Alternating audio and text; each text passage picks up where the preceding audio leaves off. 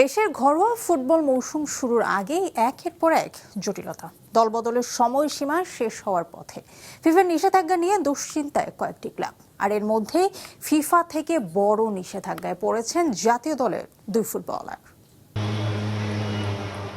বলতে গেলে দেশের ফুটবল এখন বেশ টালমাটাল।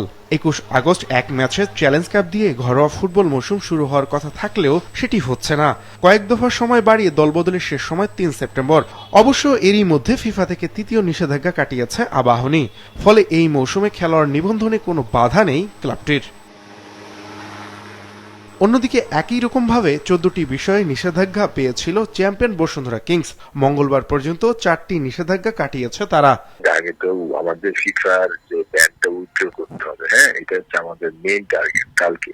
তারপর দল যারা আছে আমাদের মধ্যে যারা চলে গেছে, কিন্তু যারা আছে তাদের নিয়ে আমরা করবো, বা ফরেন টিমদের নিয়ে আসবো বাইরের থেকে।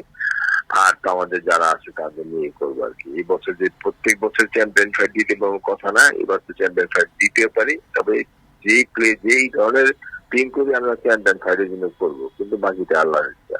বসুন্ধরা কিংস নিষেধাজ্ঞা উঠাতে পারলে বাকি থাকবে শুধু ফখরুলের পুল ইয়াং মেন্স ক্লাব। তাদের নিষেধাজ্ঞা দুটি। বুধবারের মধ্যে সেই নিষেধাজ্ঞা না উঠলে ১২ দল নিয়ে ২৫ আগস্ট থেকে ফেডারেশন কাপ এবং ২৮ তারিখ থেকে লিগ শুরু হওয়ার কথা রয়েছে। বিভিন্ন ক্লাবের নিষেধাজ্ঞার সুযোগে বেশ দাপট নিয়েই দল গুছিয়ে নিয়েছে ঐতিহ্যবাহী দল মোহামেডান।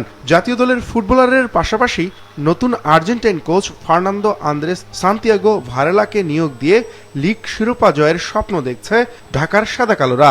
যদিও এই মোহামেডানই আবার ঘোষণা দিয়ে বলছে এই লিগ কমিটির অধীনে তারা ঘরোয়া ফুটবল খেলবে না। আমি যে অন্য জায়গাতে কনসেন্ট্রেট করবো সেই সুযোগটা আমাকে দিতে হবে। এখন আমি সারা বাংলাদেশ আপনাদের মাধ্যমে আমাদের সমর্থকদের বলতে চাই, আমাদের এবার একটু আয়োজকভাবে করা হয়েছে, আমাদের সমর্থকরা ঝিমিয়ে গেছে সারা দেশে, তাই না?